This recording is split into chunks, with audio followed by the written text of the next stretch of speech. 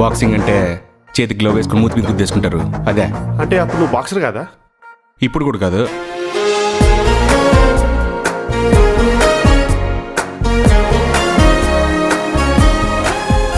ఆ అమ్మాయిని ఎలా సార్ మీకు సెట్ చేసేది?